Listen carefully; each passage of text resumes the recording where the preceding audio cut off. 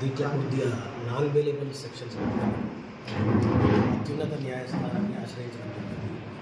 అక్కడ ఈ సెక్షన్స్కు యాంటిసిపేటరీ లభించడంగా ఈరోజు మార్నింగ్ రాజుగారికి శ్రీ రాఘవేంద్ర రెడ్డి గారికి ఫోన్ చేయడం జరిగింది. పలానా ప్లేస్లో ఉన్నారని వాళ్ళకి సరెండర్ కావడం జరిగింది. ఖచ్చితంగా బెయిల్ వస్తుంది. ఈ కేసు కూడా సుప్రీంకోర్టులో అతి త్వరలోనే కొట్టుకుపోతుంది. దయచేసి కొట్టేసిన కేసును కూడా మీరు న్యాయంగా అది కూడా ప్రచారం చేయాలి. అంటే అసలు ఇప్పుడు భూ వివాదం అంటే మీరు భూ వివాదం అంటే భూమి నేను డెవలప్మెంట్ తీసుకున్నాను. అదొక దాని గురించి తర్వాత ఎన్ని ఎకరాలను 2 acres. 2 acres. మీకు అలా గొడవ ఏంటి అసలు? మీరు అగ్రిమెంట్ తీసుకున్న తర్వాత కంపెనీ వాళ్ళకు కూడా అలా రిజిస్ట్రేషన్ ఉంది, మనకు కూడా రిజిస్ట్రేషన్ ఉంది. మనకు వాళ్ళకు బౌండరీస్ మ్యాచ్ అవుతాయి కాబట్టి అక్కడ బౌండరీ డిస్ప్యూట్ అయింది.